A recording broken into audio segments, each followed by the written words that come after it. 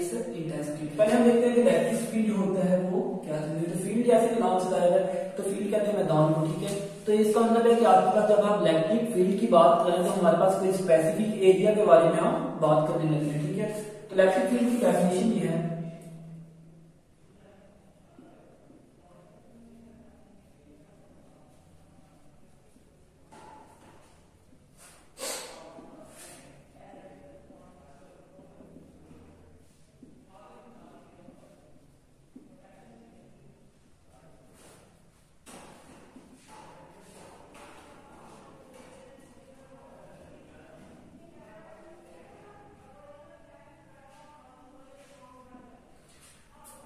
तो electric field क्या है, area of space around a charge in which its force acts on another charge body, ठीक है। तो एक चार्ज के इर्द गिर्द वो स्पेस, जिस स्पेस के अंदर अगर आप एक अनदर जो चार्ज बॉडी है उसको रखते हैं तो उसके ऊपर फोर्स ऑफ अट्रैक्शन या रिपल्शन लगती है, ठीक है।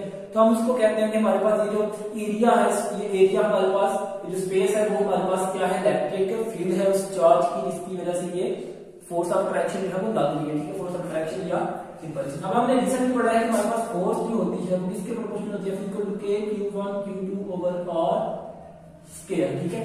तो ये जो फोर्स है inversely proportional square of distance के, ठीक है। इसका मतलब है कि आपके पास ये जो एरिया होगा ये लिमिटेड होगा, ठीक है। जैसे ही आप ये डिस्टेंस इंक्रीज करते जाते हैं तो आप उस एरिया से बाहर हो जाते हैं, तो वहां पे ये फोर्स जो होती है वो क्या हो जाती है, कम हो जाती है, आहिस्ता आहिस्ता जीरो हो जाती है, ठीक है। तो ये जो फोर्स होगी ये उस चार्ज बॉडी के करीब तो ज्यादा होगी, लेकिन जैसे ही हम उस चार्ज बॉडी से दूर जाएंगे तो ये जो फोर्स होगी आहिस्ता आहिस्ता से कम होती जाएगी, ठीक है। अब हम देखते हैं हमारे पास एक चार्ज है Q, पॉजिटिव कैपिटल Q, ठीक है। तो इससे थोड़े से फासले के ऊपर आपने एक और बॉडी रखा है जिसके ऊपर भी कुछ चार्ज मौजूद है, ठीक है। फॉर एग्जाम्पल इसके ऊपर पॉजिटिव चार्ज है, तो ये वाला जो चार्ज होगा इस चार्ज के ऊपर क्या करेगा, एक फोर्स लगाएगा, और ये फोर्स कौन सी होगी, फोर्स ऑफ रिपल्शन, क्योंकि हमारे पास दोनों चार्ज के ऊपर क्या है, पॉजिटिव चार्ज है, ठीक है। तो ये जो चार्ज है इस चार्ज के ऊपर फोर्स लगा रहा है उसको हम कहते हैं इलेक्ट्रिक फील्ड इंटेंसिटी।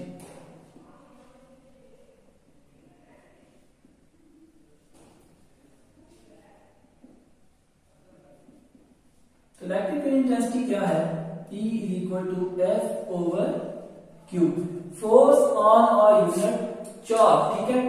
तो हमारे पास ये जो चार्ज था हमारे पास, ठीक है, जो कि पॉजिटिव चार्ज था, जब हम इसको इस जगह पे प्लेस किया, इसने क्या किया, आपने अराउंड जो है एक फील्ड जो है वो क्रिएट कर दिया, ठीक है।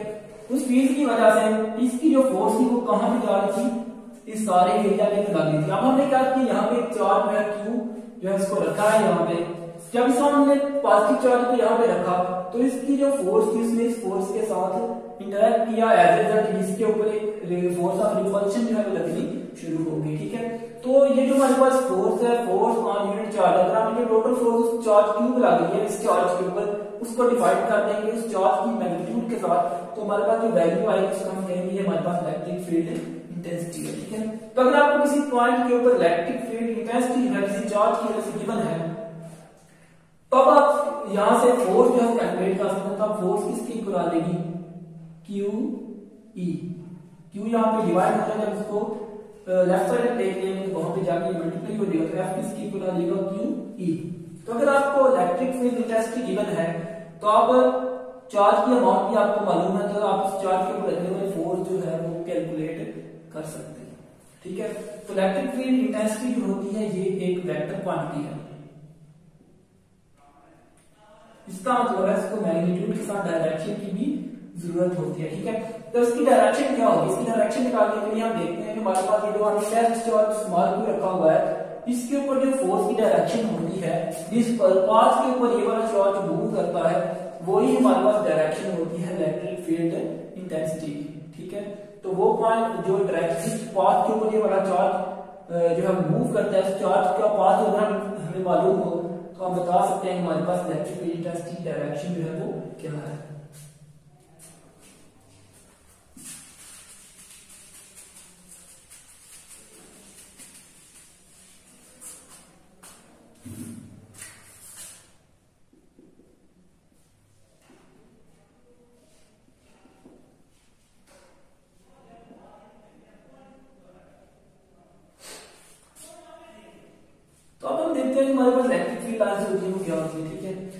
माइकल फैराडे ने बात की थी कि हमारे पास आप इलेक्ट्रिक फील्ड को देखने का कोई तरीका हमारे पास नहीं है, ठीक है, कोई ऐसा मेथड नहीं है इसके जरिए हम इलेक्ट्रिक फील्ड को देख सके, ठीक है। तो इसको ऑब्जर्व करने के लिए, इसको स्टडी करने के लिए हमें इसका कुछ ना कुछ बुक के ऊपर रिप्रेजेंट करने के लिए कोई मेथड, कोई चीज मौजूद होनी चाहिए कि जिसको यूज करके हम ये बता सकें कि इलेक्ट्रिक फील्ड है वो किस शेप का है, कौन सी डायरेक्शन है उसकी, या वो क्या चीजें उसको किस शब्द में आप उसको जाहिर कर सकते हैं, किस तरह से आप उसको बुक के ऊपर लिख सकते हैं।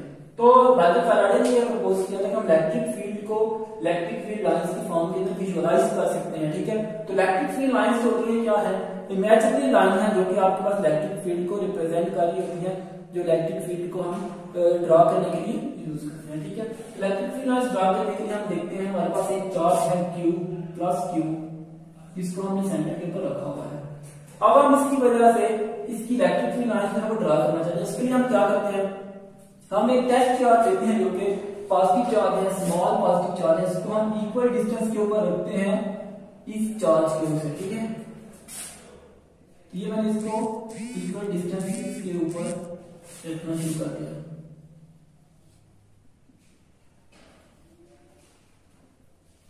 तो अब यहां से देखें, ये वाला चार्ज है पॉजिटिव है, ये वाला चार्ज भी पॉजिटिव है, जो दोनों चार्ज के ऊपर फोर्स ऑफ रिपल्शन लगानी, फोर्स ऑफ रिपल्शन का मतलब है कि मैंने फोर्स शो करवानी है इसको।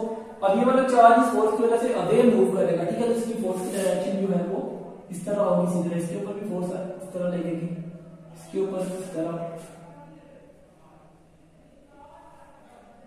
तो यहां से हम ये रिजल्ट निकालते हैं कि हमारे पास जब एक पॉजिटिव चार्ज की वजह से हमें इलेक्ट्रिक फील्ड लाइंस ड्रॉ करनी है, तो वो इलेक्ट्रिक फील्ड लाइंस जो होंगी वो क्या होंगी, उससे अवे जा रही होंगी, उससे आउट आ रही होंगी, ठीक है। इसी तरह अगर आपने एक नेगेटिव चार्ज की ड्रॉ की, इसके लिए आप क्या करेंगे, नेगेटिव चार्ज लेते हैं, तो टेस्ट चार्ज आप लेते हैं वो पॉजिटिव होता है, इसको आप दोबारा इक्वल डिस्टेंस के ऊपर रखते हैं इस नेगेटिव चार्ज से।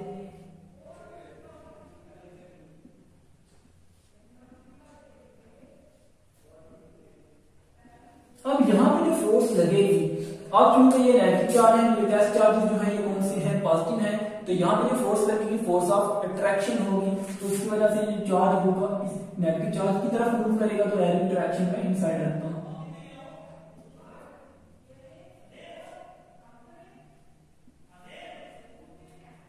तो यहां से हमें नजर आ रहा है कि हमारे पास जो नेगेटिव चार्ज की वजह से जो इलेक्ट्रिक फील्ड लाइंस होती हैं वो इनसाइड द चार्ज आ रही होती है, टुवर्ड्स द चार्ज जो है वो आ रही होती है। अब अगर मैं क्या करूं, मेरे पास दो चार्जेस हो, एक पॉजिटिव चार्ज हो और एक नेगेटिव चार्ज हो।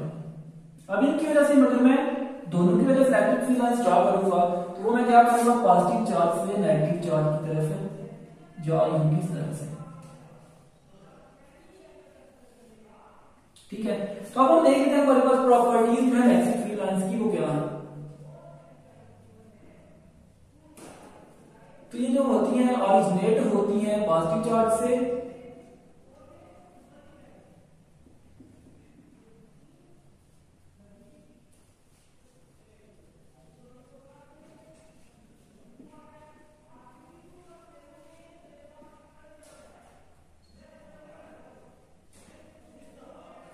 तो हमारे पास जो इलेक्ट्रिक फील्ड लाइंस होती हैं वो पॉजिटिव चार्ज से स्टार्ट होती हैं और नेगेटिव चार्ज के ऊपर खत्म होती है, ठीक है। तो दूसरी प्रॉपर्टी ये है कि जहां पे हमारे पास फील्ड स्ट्रांग होगा वहां पे इलेक्ट्रिक फील्ड लाइंस जो होती हैं वो करीब करीब होती हैं, और जहां पे हमारे पास इलेक्ट्रिक फील्ड लाइंस जो है वो दूर दूर होंगी, वहां पे हम मतलब निकालेंगे यहाँ पे इलेक्ट्रिक फील्ड जो है वो वीक है, ठीक है। तो अगर इलेक्ट्रिक फील्ड आपको स्ट्रांग शो करना है तो आप क्या करेंगे, इलेक्ट्रिक फील्ड लाइंस को करीब करीब ड्रा करेंगे।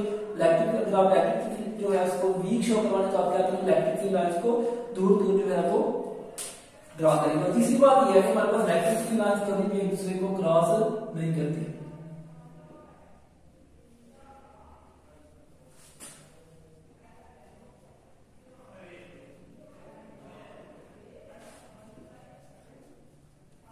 ठीक है, तो इलेक्ट्रिक फील्ड लाइंस जो होती है वो एक दूसरे को कभी भी क्रॉस नहीं करती, ठीक है। तो ये स्टार्ट होती है पॉजिटिव चार्ज से, तो एंड होती है नेगेटिव चार्ज। का मतलब है कि आपने एरो जो है वो पॉजिटिव चार्ज से नेगेटिव चार्ज की तरफ शो करवाना, ठीक है। दूसरी बात ये है कि जहां पे फील्ड स्ट्रांग होगा वहां पे इलेक्ट्रिक फील्ड लाइंस करीब होंगी, फील्ड वीक होगा इलेक्ट्रिक फील्ड लाइंस दूर दूर होंगी। थर्ड बात ये है कि इलेक्ट्रिक फील्ड लाइंस कभी भी एक दूसरे को क्रॉस नहीं करती।